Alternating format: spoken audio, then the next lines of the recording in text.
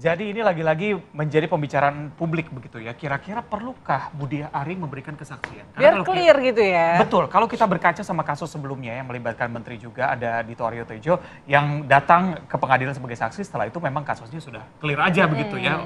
Kira-kira kita langsung bertanya aja, Put, sebenarnya perlukah Pak Budi Ari ini mengklarifikasi langsung di pengadilan? Siap gitu nggak kira-kira Pak Budi Ari maupun juga timnya untuk memberikan pernyataan langsung? Karena memang sudah banyak desakan ya, dari Komisi 3 juga sudah mendesak agar Pak Budi ini dihadirkan. Sudah ada narasumber kita di studio, ada Bang Freddy Alex Damanik, Wakil Ketua Umum Projo. Selamat pagi Bang Freddy. Pagi. Iya. Dan juga ada Pak Kudri Sitompul, pakar hukum pidana UI. Ini kayaknya persatuan Batak-Batak lagi nih kita pagi ini. Pak Kudri, selamat pagi. Pagi. Horas, Pak. Horas juga. Horas. Dan juga di sambungan Zoom ada Pak Kamilov Sagala, mantan Komisi Kejaksaan. Selamat pagi.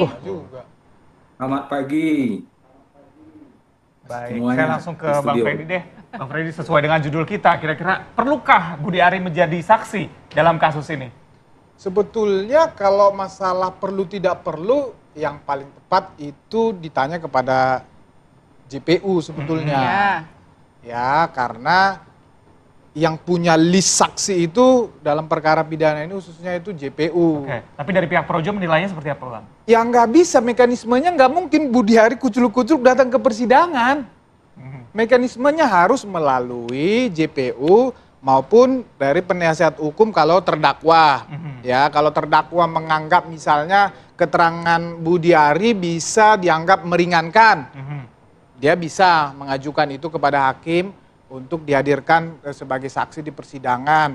Nah, sebetulnya pihak JPU itu ada menerima berkas seharusnya dari Bareskrim, dari penyidikan di Polri.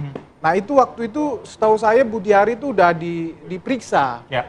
Nah, cuman setahu saya juga itu disumpah, Pak. Disumpah, dia bea sumpah itu.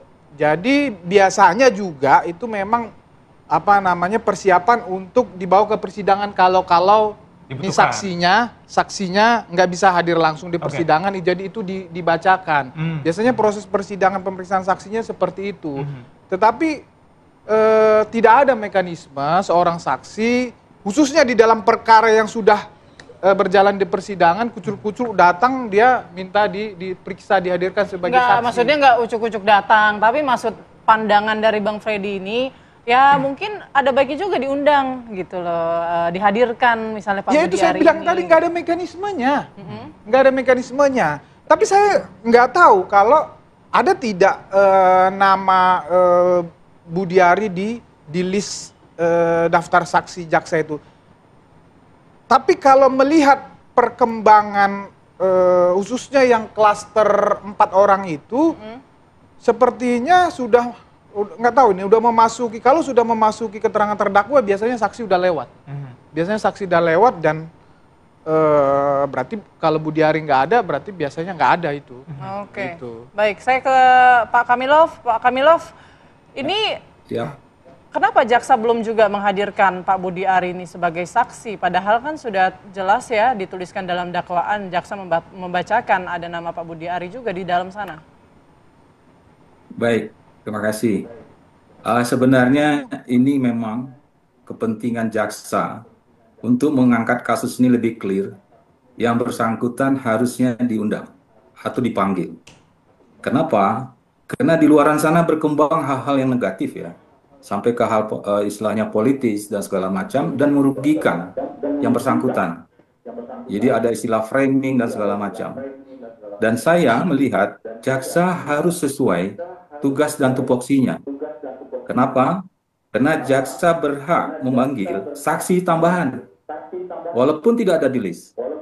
Jadi kewenangan jaksa itu sangat besar untuk memanggil saksi. Tapi terbaca oleh saya, jaksa terkesan tidak ada rencana memanggil, sehingga akan melempar posisinya ini adalah yang memanggil adalah nanti majelis hakim. Kalau seperti ini, sepertinya jaksa dapat dikatakan tidak mengatakan bahwa mengawasi atau menegakkan keadilan dalam kasus ini itu tidak optimal. Jadi penting di sini Komisi Kejaksaan harus turun Kenapa saya bilang harus turun Komisi Kejaksaan? Harus melihat, karena tugas Komisi Kejaksaan adalah mengawasi kinerja kejaksaan. Berikut juga Kompolnas. Kenapa? Proses ini adalah bermula dari kalau nggak salah itu dari kepolisian. Jadi kita harus semua penegak hukum harus sama-sama melakukan pengawasan. Dan begitu juga masyarakat. Saya perhatikan bisa dapat dikatakan nanti kinerja kejaksaan tidak optimal dan tidak profesional apabila yang bersangkutan tidak dipanggil. Kenapa? Karena dalam surat dakwaan sudah jelas namanya disebut dan beberapa saksi sudah mengatakan juga. Jadi ini kuat kemungkinan harus dipanggil sebagai saksi. Demikian. Jadi gimana Bang, statementnya kan tadi sudah dibilang, saksi tambahan mungkin aja dipanggil ke sana jika memang diperlukan begitu. Tanggapan Bang? Ya, bisa. Kan seperti saya katakan yang mengajukan itu kalau nggak jaksa, penasihat hukum diajukan. Nanti dilihat sama hakim, ya ini sesuai nggak ini saksi ini di dalam perkara ini. Tetapi yang saya lihat ya, untuk konteks perkara, sampai sejauh ini, katakan Budiari memang disebut di dakwaan, tetapi ya saya berdasarkan dakwaan dan berdasarkan keterangan para saksi, ya bukan omongan saya. Ya sekali lagi, yang saya lihat itu hanya omon-omon, ya omon-omon dari para terdakwa itu, dari yang menjadi saksi itu katanya-katanya. Nah, jadi tidak ada bukti yang berkaitan, yang berhubungan, yang saling menguatkan antara keterangan mereka itu dengan bukti lain, ya. Nah, tetapi memang bisa saja dihadirkan misalnya dikonfrontir, bisa saja untuk kepentingan itu. Dan sekali lagi saya nyatakan, ya kalau memang Budiari harus dihadirkan, Budiari sudah menyatakan beliau siap, tidak ada masalah untuk itu. Tidak ada masalah untuk itu, beliau sangat siap untuk itu. Iya. Semua sudah dipersiapkan berarti ya ketika memang nanti dipanggil. Karena memang ya tadi Putri juga bilang, desakan dari publik banyak, termasuk dari DPR juga mengatakan sebenarnya bisa seperti itu. Kalau kita berkaca sama yang tadi saya bilang, berkaca sama kasus yang melibatkan menteri sebelumnya juga kan ketika datang persidangan sudah clear begitu ya, setelah menjadi saksi ya Bang? Ya, tapi publik harus memahami, publik harus mengerti bahwa bola itu bukan di Budiari. Karena mekanismenya nggak ada di datang kucluk-kucluk. Nah, kalau misalnya di dalam proses penyidikan mungkin masih bisa ya dia ketuk itu katakan penyidik, atau kalau masih penyelidikan, gua tahu ini tentang informasi begini, gua ada bukti ini segala macam, datang periksa dong. Tapi kalau sudah proses persidangan dia nggak bisa kucluk-kucluk seperti itu. Kalau Projo ngerasa ini perlu ada klarifikasi nggak sih Bang? Karena sudah mulai melebar kemana-mana nih Bang. Kalau klarifikasi, ya kita sudah sering melakukan di publik, di media. Tetapi di persidangan memang belum sampai sejauh ini kami melihatnya belum perlu. Karena sekali lagi saya katakan, dia sudah di BAP. Dia sudah di BAP, itu bisa dipakai di dalam persidangan, bisa dibacakan. Toh dia sudah disumpah. Ya, tetapi kalau sekali lagi, kalaupun itu diperlukan, Budiari siap. Baik, Pak Kudri, tadi Pak Kamilov bilang bahwa proses hukumnya ini jadi tidak optimal dan tidak maksimal begitu, karena nama Pak Budiari sendiri sudah disebut-sebut dalam persidangan, tapi belum juga diperiksa atau dihadirkan sebagai saksi. Jadi kan ini tadi udah disinggung ya, bergantung kepada surat dakwaan. Kalau di dalam surat dakwaan itu disebut, maka penuntut umum akan menghadirkan. Nah, surat dakwaan yang dilakukan oleh penuntut umum itu kan dasarnya berita acara yang ada di kepolisian. Nggak bisa mengarang-arang sendiri aja gitu. Jadi dasarnya harus berita acara. Nah, kalau misalnya penuntut umum tidak memanggil, ya itu kan berarti dia nggak bisa membuktikan surat dakwaannya. Ya kan? Nah, kemungkinan menurut pendapat saya kalau disebut, ya karena saya nggak baca surat dakwaan, tapi kalau mendengar tadi keterangannya dari Damanik bahwa ini disebut, maka dia akan dihadirkan, ya kan? Nah, karena selain disebut dia ada di dalam berita berkas acara. Andai kata penuntut umum ya tidak memanggil, Bisa saja hakim memanggil, kenapa nggak dipanggil gini? Nah, persoalannya tadi ya, kalau memang Pak Budi Ari ini pernah disumpah, itu menjaga-jaga kalau karena dia pejabat publik misalnya, sewaktu-waktu dipanggil, ya kan, dia tidak hadir bisa dibacakan. Tapi biasanya kalau bergantung kepada seberapa jauh pentingnya keterangannya dia. Kalau misalnya itu akan ditunda, oke, kalau keluar negeri kapan kembali gitu loh. Nah, memang mekanisme di KUHP itu ya memang dimungkinkan orang disumpah di dalam pemeriksaan di penyidikan. Kalau misalnya tempatnya tinggalnya jauh, ya kan, kita jangan membayangkan ini seperti di Jakarta. Kalau misalnya di daerah itu untuk menghadirkan atau dia tempatnya bukan di provinsi atau di tempat TKP atau di mana pengadilan itu akan diselenggarakan, itu misalnya bisa saja gitu loh. Nah jadi mekanisme itu bisa merugikan si terdakwa karena terdakwa mau mengkonfrontir. Tetapi bergantung juga ya apakah terdakwa ini dia akan membela dirinya sendiri atau dia akan menutupi tindak pidana yang itunya. Ya itu bergantung juga kan. Ada juga kita tahu ada pembunuh bayaran ini ya dia itu kan. Jadi itu bergantung kepada jalannya persidangan itu sendiri gitu. Seberapa jauh bahwa keterangan seseorang saksi itu diperlukan atau tidak untuk menjelaskan ya mengenai perkara. Ya. Apalagi yang seperti saya katakan tadi bahwa ada peran ya di dalam surat dakwaan itu. Ya, betul. Nah, kalau misalnya penuntut umum tidak menghadirkan, malah justru orang akan bertanya, kenapa? Kan kewajibannya penuntut umum untuk membuktikan. Gitu. Oke, baik Pak Kudri, kalau Anda lihat berkaca pada kasus ini sebenarnya, seberapa besar pentingnya keterangan yang jika Budi Ari memberikan keterangan dalam persidangan begitu dalam kasus ini? Begini, kalau untuk kepentingan terdakwa sendiri, tentunya untuk meringankan dia, karena bukan dia hanya ini gitu ya. Tetapi kalau misalnya untuk kepentingan publik, ya tentu semua ini karena nggak ada orang yang bisa kebal hukum, ya semua harus ini kan gitu ya. Jadi kepentingan itu kepentingan siapa?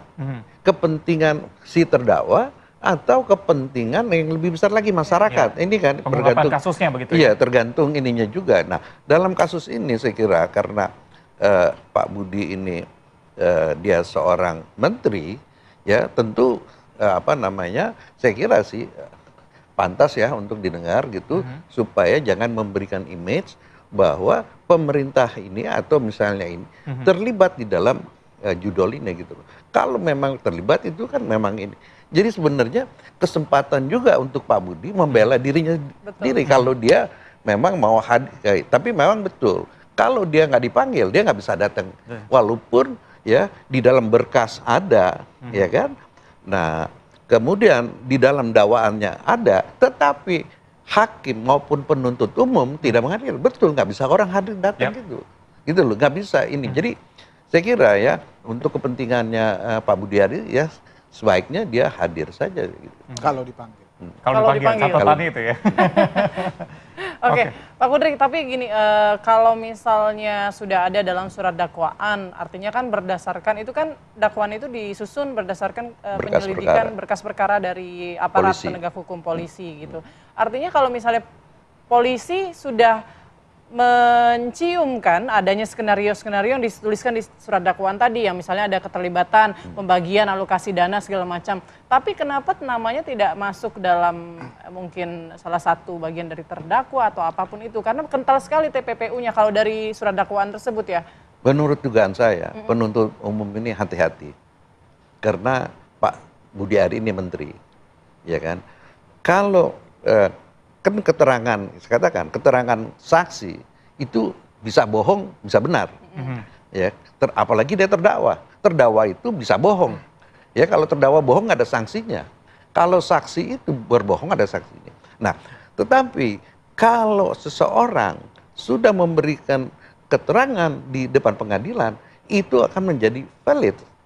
Ya, jadi saya kira ya ini kan diskresi ya, diskresi dari penuntut umum ya, apakah ini keterangan para saksi ini ya kan benar atau tidak, karena kan tidak ada alat bukti lain ya, misalnya CCTV atau apa gitu ya. Ini jadi penuntut umum juga hati-hati ya, nggak mau sembarangan mentersangkakan atau dijadikan terdakwa misalnya ini ya. Tetapi karena polisi tidak pernah mentersangkakan, sulit untuk jaksa untuk mendakwa dia gitu loh. Ya kan, karena dia bukan tersangka. Nggak bisa seorang saksi langsung jadi terdakwa, mesti jadi tersangka dulu gitu.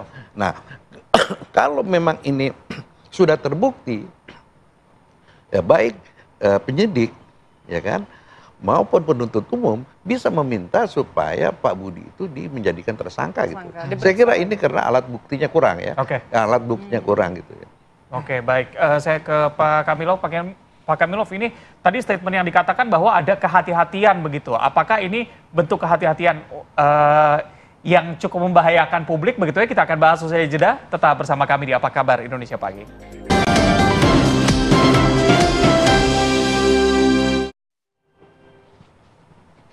Ya, Anda kembali di Apa Kabar Indonesia Pagi. Saya ke Pak Kamilov. Pak Kamilov, kalau Anda melihat memang jaksa penuntut umum ini tampaknya memang hati-hati sekali, atau memang menunggu hakim nanti yang akan menghadirkan Pak Budi Ari dalam persidangan, atau seperti apa?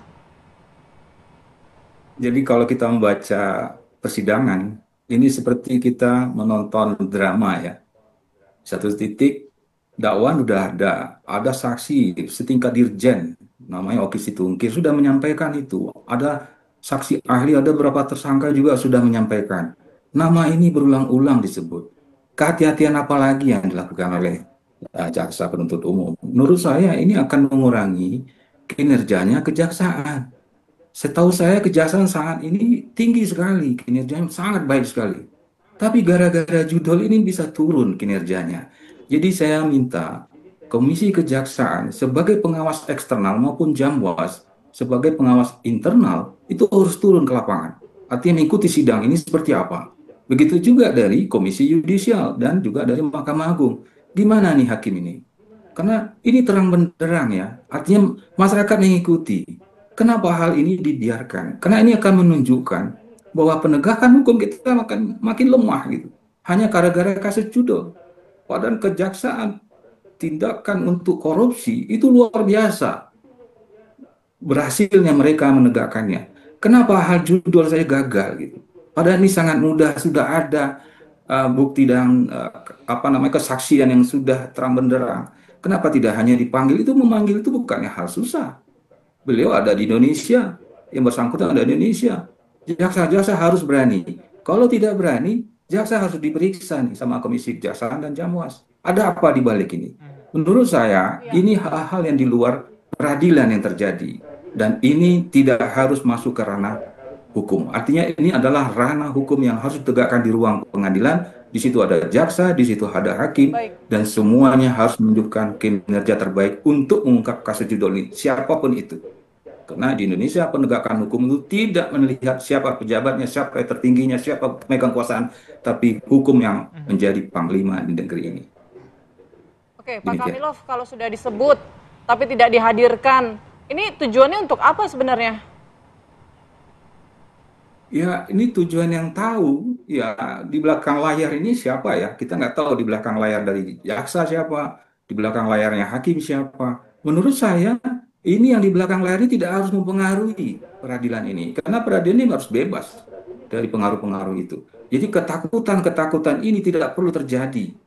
Kalau ada tangan-tangan yang bermain di dalam kasus ini. Menurut saya, kalau ada tangan-tangan bermain di dalam kasus ini harus diungkap oleh polisi. Kepolisian harus turun tangan. Tapi kalau polisi juga diam, ini kita khawatir judul ini sulit untuk ditegakkan dalam penegakan hukum.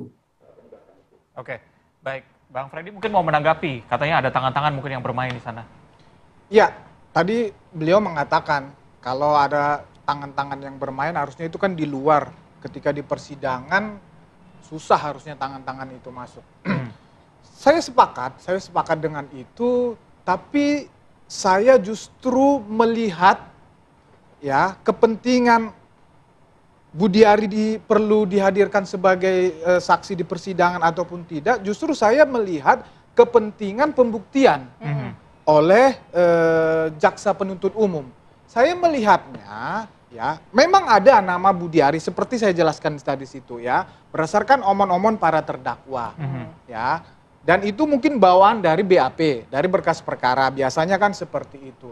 Tapi justru yang saya lihat ya, berdasarkan fakta-fakta persidangan ini ya, keterangan yang membawa nama-nama Budiari itu justru sangat lemah.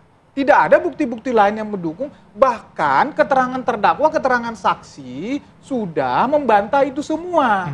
Sehingga saya lihat justru kalau di sini kan Budiari bukan terdakwa ya, ini publik juga harus paham, harus mengerti. Jadi Budiari itu bukan terdakwa, jadi tidak ada kepentingan jaksa untuk membuktikan Budiari terlibat. Ya, selain memang dia tidak terlibat berdasarkan fakta persidangan, jadi kepentingan jaksa dalam perkara ini bukan membuktikan Budiari terlibat dalam judul. Jadi yang perlu dibuktikan adalah para terdakwa. Dan itu sudah menurut saya, itu sudah clear 100%. Para terdakwa itu terlibat dan pasti vonislah bersalah itu. Ya, tetapi dalam konteks Budiari, kepentingan terdakwa tidak ada di situ. Kepentingan JPU tidak ada di situ ya, untuk membuat Budiari kira-kira menjadi bersalah di dalam ini. Nah, dari sisi penasihat hukum, justru Budiari ini kalau keterangannya justru memberatkan mereka, otomatis mereka nggak mau menghadirkan Budiari.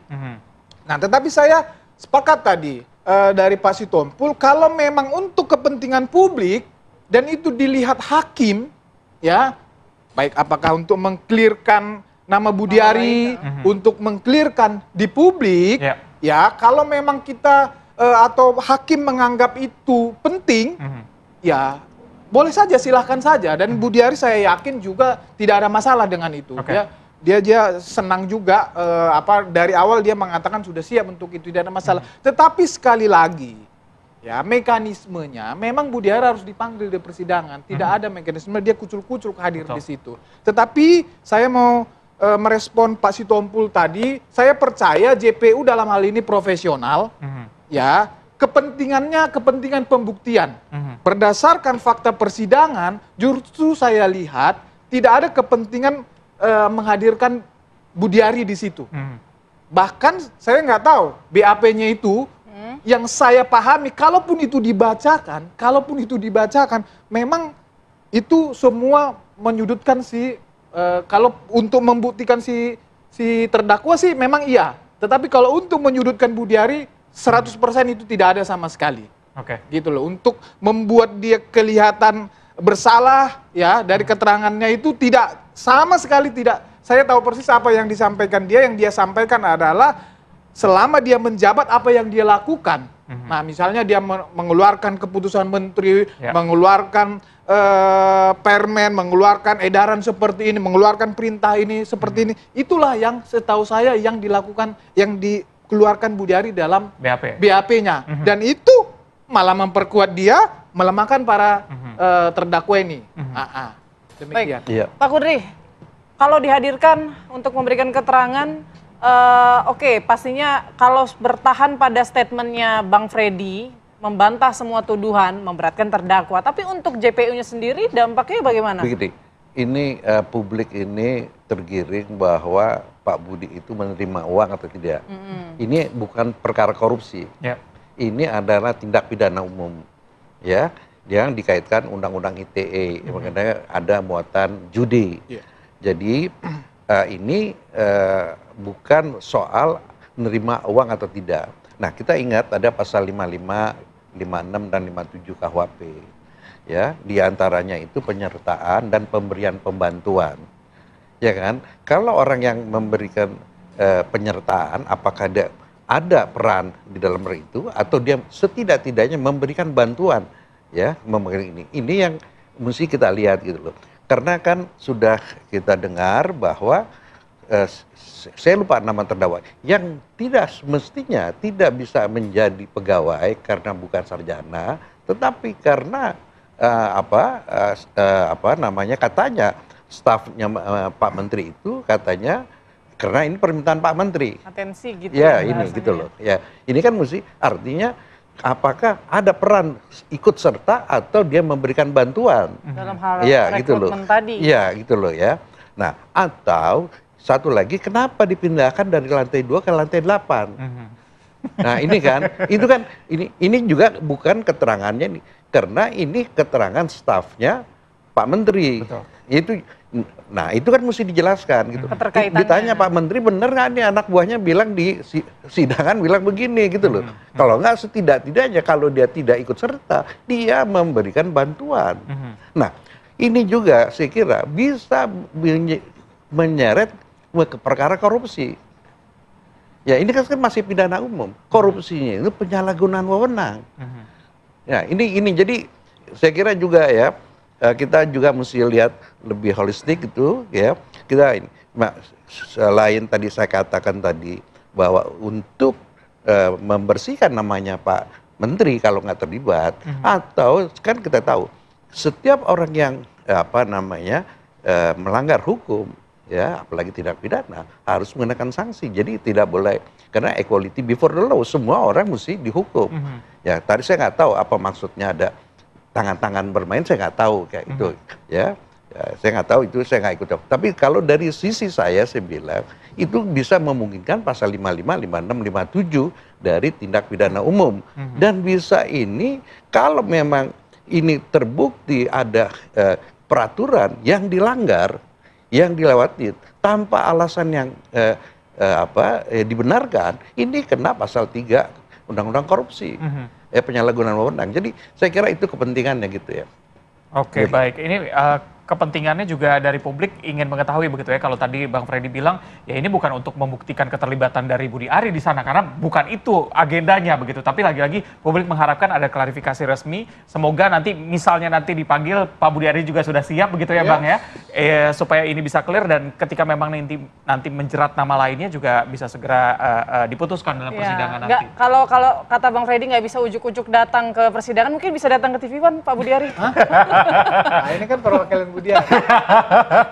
Kalau di sini bisa ujuk-ujuk datang loh Bang. Baik, terima Saksi auditor.